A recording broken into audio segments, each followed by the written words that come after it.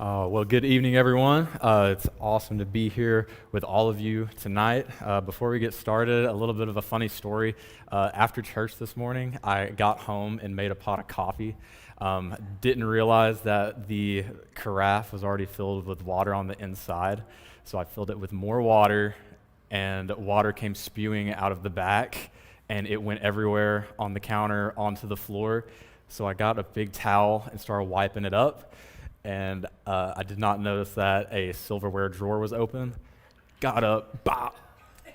So all that to say, if at any point in time tonight I sound silly or a little bit concussed, there's a small percentage that I might be. So bear with me a little bit.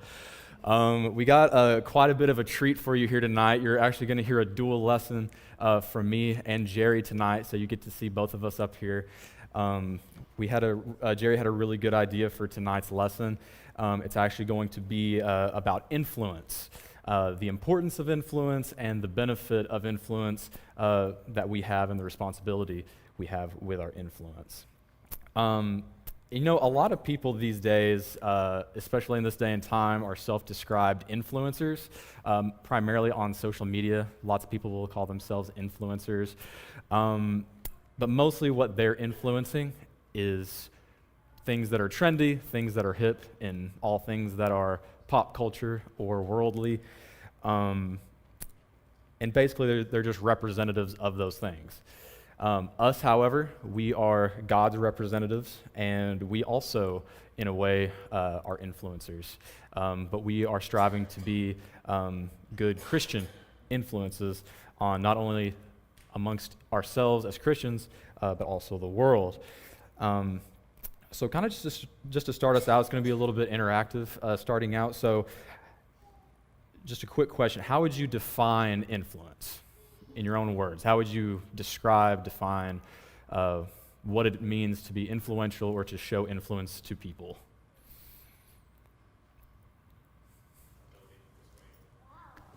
Ability to persuade, yeah. And that's really half of what the English dictionary talks about. The English dictionary describes influence as the capacity to have an effect on the character, development, or the behavior of someone. And influence is one of the most powerful tools that we have as humans. Because you think about it, with our actions, with our speech, our tongue, we can really build somebody really, really high with how we conduct ourselves with our speech and our actions, but just as equally, we can tear somebody all the way down to the ground with that same exact tool that we have.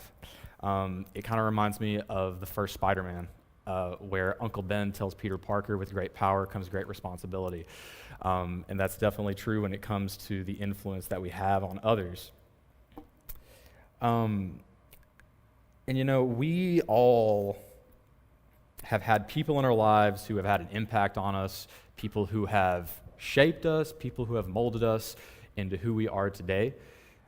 Sometimes that could be a positive thing. People have impacted us positively. Sometimes people have impacted us negatively, had a negative impact on our lives, and that is something that has brought us to where we are now and has in some way affected the trajectory of our lives in some way. And so what I kind of wanted to talk about first is about positive influence. The first person I thought of from the Bible in terms of positive influence would be King David. Obviously, with King David, you see a little bit of his negative influence, especially with his sin with Bathsheba, his murder of Uriah. You definitely see early on some of the early negative influences that he had, but on the same side, he was still a man after God's own heart. And he gave us all of the Psalms that we read today that provide edification, that provide encouragement, and has done so for Christians in the world for centuries. So specifically amongst us as a body, what are some ways that we as Christians would you say that we can positively influence each other as a collective? What are some ways do you think that we can do that?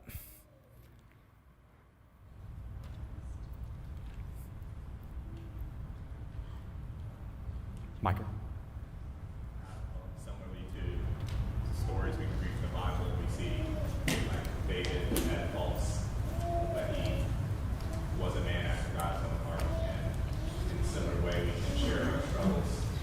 We can have an impact on one another as we deal with things in our own lives or have dealt with things in our lives to be there for others who are dealing with similar things or similar situations. Yeah, absolutely. That was you nailed on two of the big things that I wrote down: is staying in the Word with each other, and also bearing each other's burdens. That's a big thing to do, especially amongst us as a collective, is bearing each other's burdens and being in the Word with one another. Anyone else have anything, Alan? To encourage one another. Encouraging one another. Yeah, that's a big one. Encouraging each other to be faithful, strong, and even to get together, because together as a collective we're stronger. Absolutely. Absolutely. Edification, encouragement, helping each other along the way. I'm thinking of one other big one. Does anybody else have anything before I say that one? Our example. Yeah. Example. That was actually, that kind of falls into the big one that I was hitting. That was being intentional. And being intentional with one another is part of, like Julie said, setting an example. Reaching out to people, I think, is a big one. I know that's something that personally I want to work on being better at, is being more intentional with people and seeking them out, because you never know when someone may be going through something. Sometimes people don't really speak up or come to you with the things that they're going through. So I think it's important to go to them to seek just, how can I help you out? How can I be here for you this week that can be beneficial to you? That's an awesome example, Julie, of ways to be influential, setting an example. Another thing that I wanted to kind of put another focus on, if you'll turn with me to Proverbs chapter 13. Proverbs chapter 13, verses 20 through 21.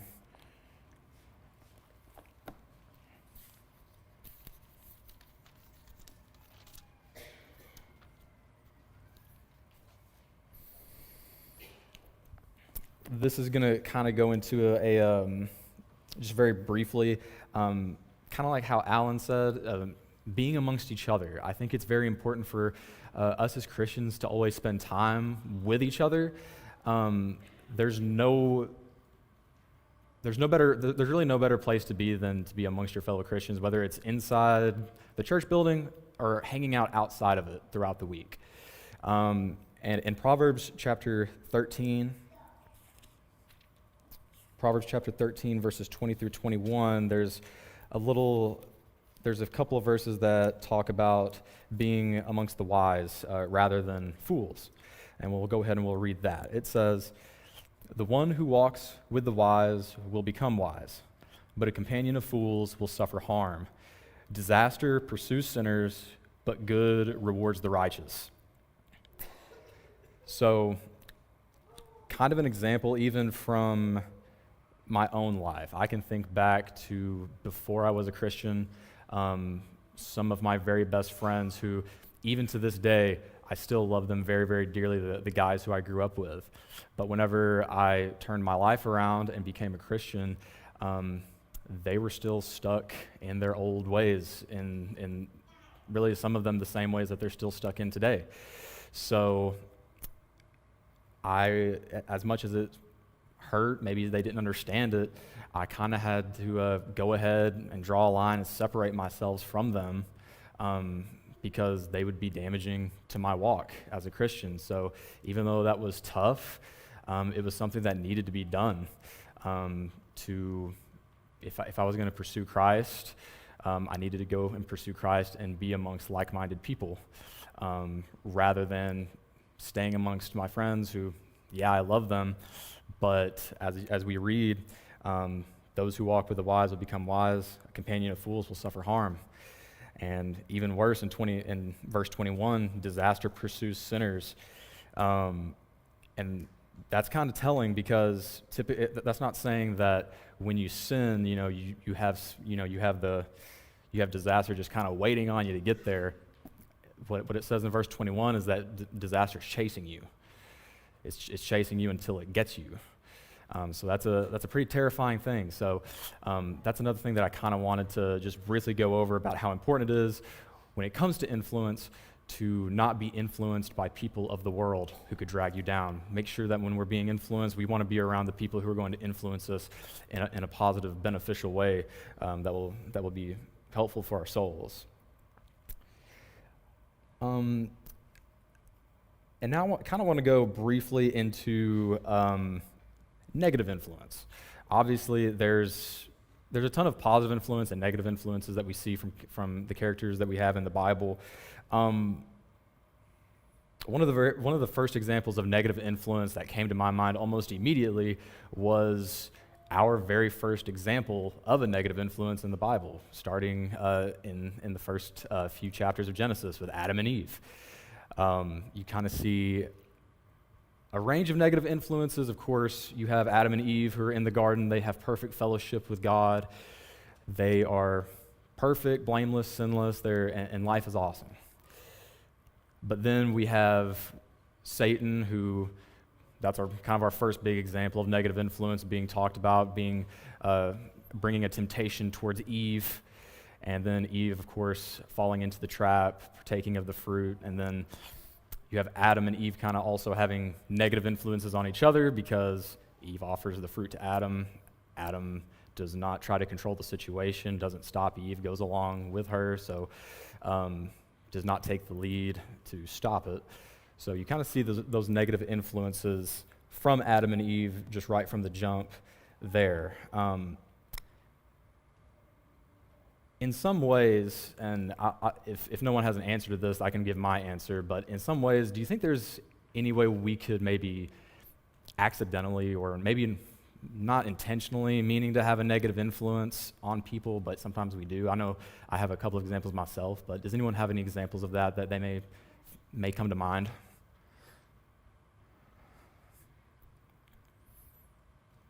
There's so many ways to bring somebody down and to make them feel small or weak or not strong. And there's just a simple tone can cost a person. Yeah, things that you may not really think about, your tone of voice. If maybe you're having kind of a stressful day, maybe you may say something that may sound a little bit curt, may sound a little bit sharp, that you're not really meaning to have that effect on somebody. That could have them have a negative perception of you, or if it's somebody of the world, they may have a negative perception of Christianity, just because if they know that you're a Christian and you act in that way, that may be a big turnoff for them. Ariel, did you have your hand up? Doing something worldly that we only do with Christians. Then it kind of makes it seem like, oh, it's okay because we all get it. Yeah, so it kind of going along with things that maybe worldly people do. Maybe they see a Christian doing something that doesn't really coincide with the faith and beliefs that we hold. That could definitely be a big one. I think for me, sometimes the thing that came to my mind is in terms of maybe not meaning to have a negative influence, but maybe not speaking up when I should. Maybe, for example, there's been times maybe in the workplace where somebody says something either about Christianity or Jesus or something, and they kind of get into a little argument amongst themselves, and that could be my time to kind of jump in and maybe try to soothe the situation a little bit. But then there are times where I don't say anything, kind of let it ride. So that's something that I've found just as I've grown to think of ways in those situations to be ready for. Be ready to help somebody if they do have a question. Always be prepared to jump in if someone has a conversation, and if there's some way that you can help, to definitely jump in. And I think a big part of that is to meditate. One, meditate on God's word, but also just think about those situations in general. Think about questions that could be asked in public. Think about questions that could be asked at work, and ponder those things before they even happen. That way you're prepared whenever those times do come, and you can be there to correct them, to encourage them, and that may be kind of the catalyst that gets them to become interested or intrigued about Jesus. And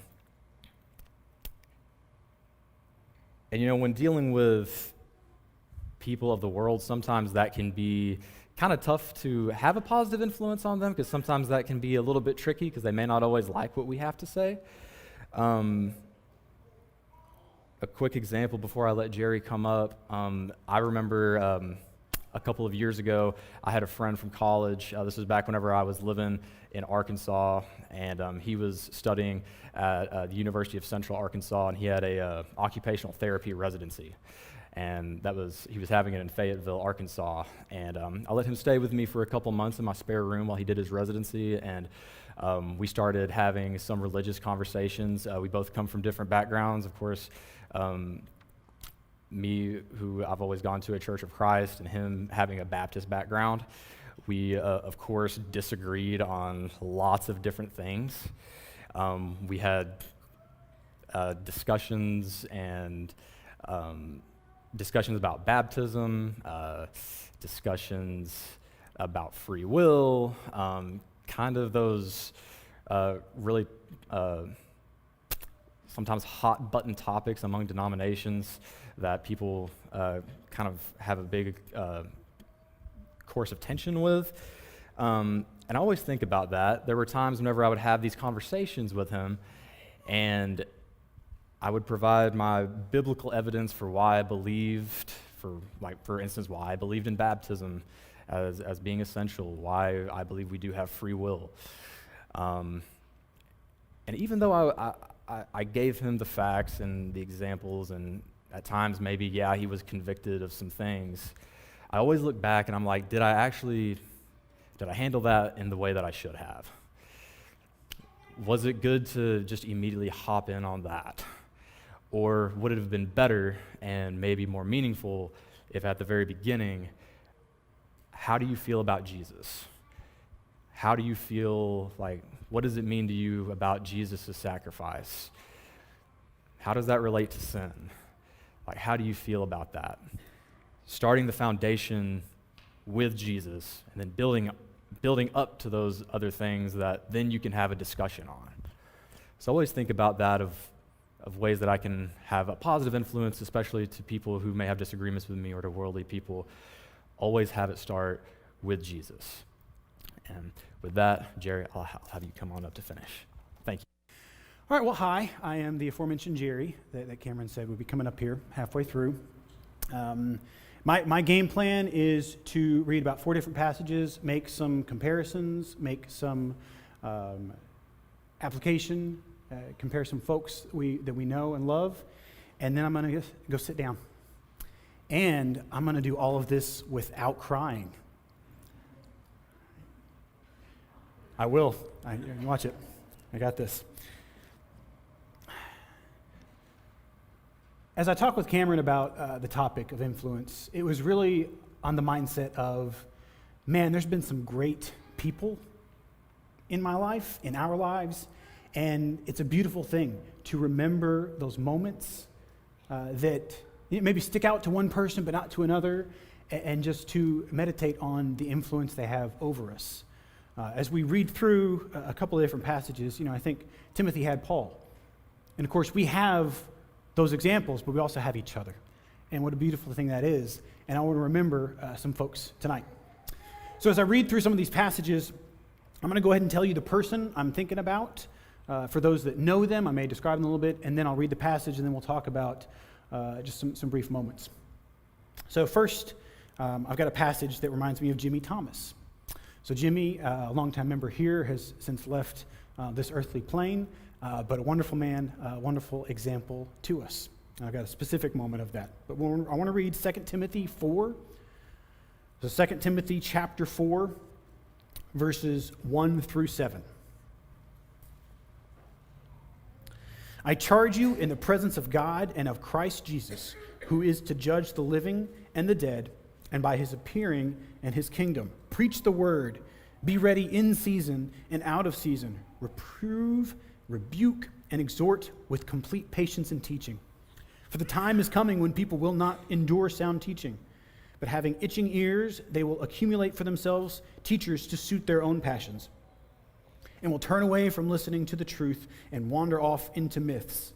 As for you, always be sober-minded, enduring suffering, do the work of an evangelist, fulfill your ministry. For I'm already being poured out as a drink offering, and the time of my departure has come. I fought the good fight, I have finished the race, I have kept the faith. So I mentioned Jimmy no longer being with us. Those that remember in the later stages with his walker, I remember fond memories of the children wanting to be around him and hover around him and be on his walker with him, take a ride with him. But even before that, to where he got to where he couldn't get up and do as many things, one specific Wednesday night, I remember him getting up, and they sat right up here really close. It had to have taken him a full minute, if not more, to slowly make his way up here. Small thing, but the determination. I can think of myself, man, I would be embarrassed. I would think of some other, I shouldn't be up there, I shouldn't be doing things. But his determination, his steadfastness into wanting to preach the word and to wanting to share what he'd learned in his many years, that stuck with me. And I believe he spoke on the sincerity of the word and the truth of the word and make sure we stay firm. Next, I want to read a passage that makes me think of Shane Scott. So Shane Scott was the preacher here whenever we placed membership. He left like a few years later. He didn't stay too long. I remember saying to him, hey, Shane, we met before we placed membership. I was going, one of the reasons we really like Woodland Hills is you. I know you've been here about 7 years. Are you looking to go anywhere? And he said, I can tell you I'm not actively seeking anything else. He wasn't, but an opportunity came to him that he could not turn down. Shane has endured lots. Through losing his wife, through some other physical ailments, now at the end stages of ALS. I believe his birthday was yesterday. If Facebook is right, it said he's turning 57. So I want to read a passage that makes me think about Shane, and I'll share a couple of things about him. So this is 2 Corinthians 4. 2 Corinthians chapter 4, verses 7 through 18. But we have this treasure in jars of clay to show that the surpassing power belongs to God and not to us. We are afflicted in every way but not crushed, perplexed but not driven to despair, persecuted but not forsaken, struck down but not destroyed, always carrying in the body the death of Jesus, so that the life of Jesus may also be manifested in our bodies. For we who live are always being given over to death for Jesus' sake, so that the life of Jesus also may be manifested in our mortal flesh. So death is at work in us, but life in you. Since we have the same spirit of faith, according to what has been written, I believe, and so I spoke. We also believe, and so we also speak, knowing that he who raised the Lord Jesus will raise us also with Jesus and bring us with you into his presence. For it is all for your sake, so that as grace extends to more and more people, it may increase thanksgiving to the glory of God. So we do not lose heart.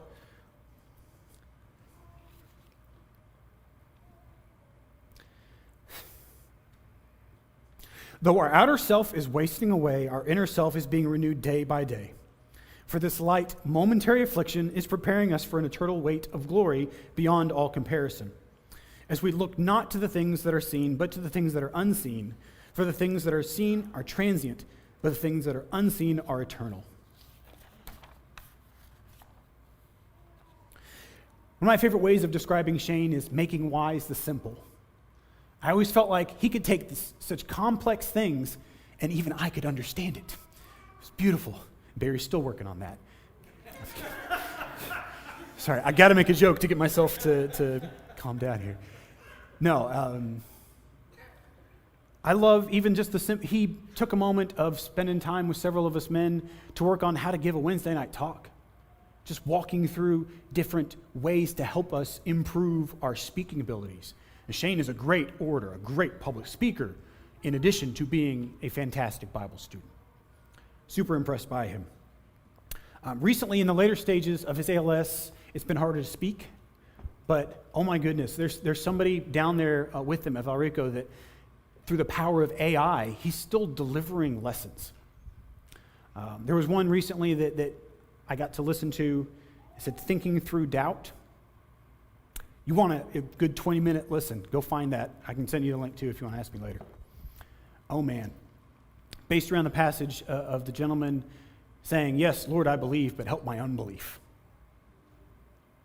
He talked through many different things, but just understanding the benefits of grief and the value of knowing what it is to doubt in a right way. Guys, it's okay to doubt. And that's one of the gifts he gave. And he's still giving. Many other things we could share about Shane.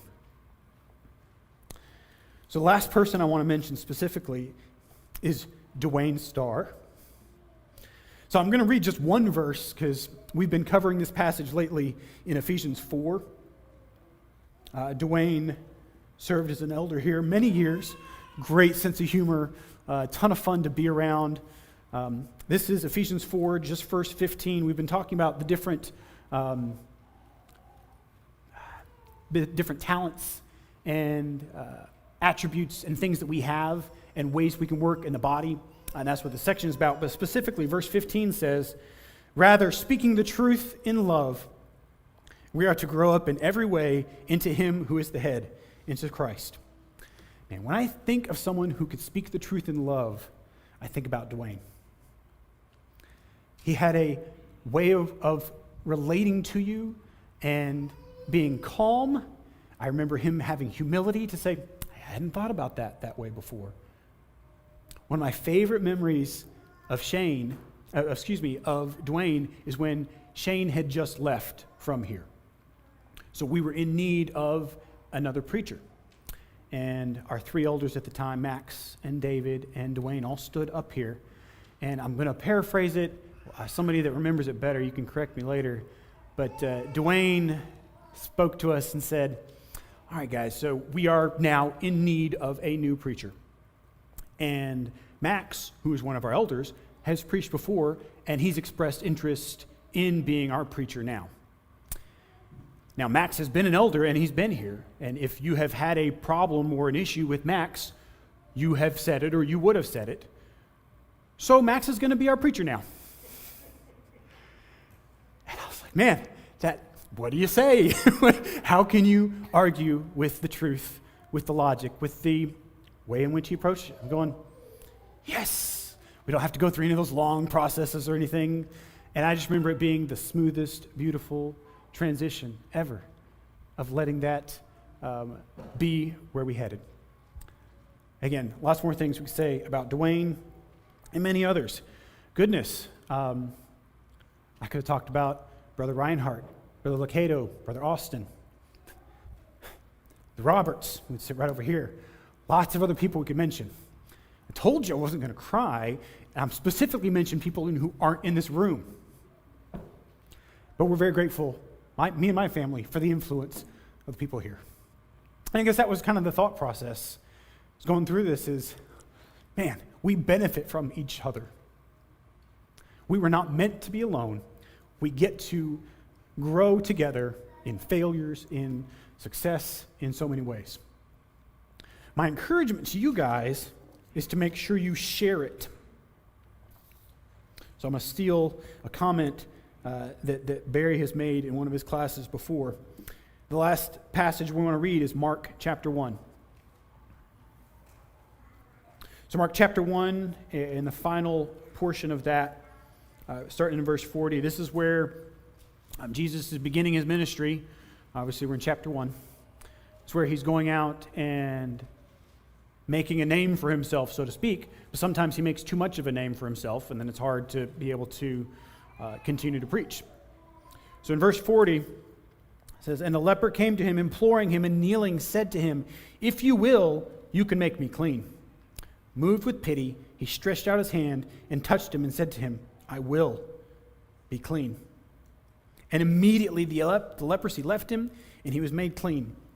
And Jesus sternly charged him and sent him away at once and said to him, see that you say nothing to anyone, But go, show yourselves to the priest and offer for your cleansing what Moses commanded for a proof to them. But he went out and began to talk freely about it and to spread the news so that Jesus could no longer openly enter a town, but was out in desolate places, and people were coming to him from every quarter. He needed to go and prove that he was no longer a leper so he could rejoin society. The guy is just so excited. And I remember the point Barry made. This guy was told not to tell anybody, and he's telling everyone.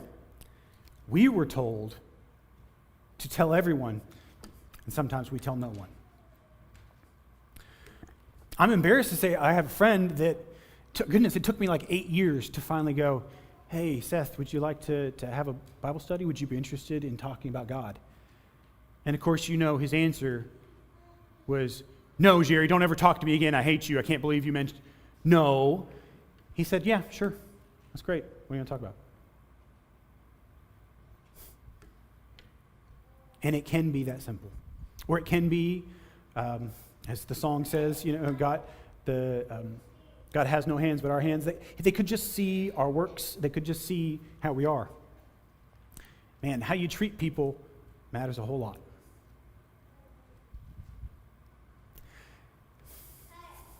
That's it. I just want to remind us of the influence we have, of the people who have influenced in the past, and will continue to do so. I hope there are moments that you think back fondly of the people I've mentioned that you'll share with me. I hope that you'll continue to grow and work on your influence and be mindful of that. And another good, be careful little mouth what you say. There's people listening. We've got lots of little ears here that hear and see, and it's important. So guys, this is also a time to remind before we get up and have our song that we need each other and we need help. We are all failing humans. We have all done some deplorable things. It's made better when we share those burdens. It's made better when we show each other love. Whether it's in this forum or in another way, please reach out and ask for help. It will be given. Please stand as we sing.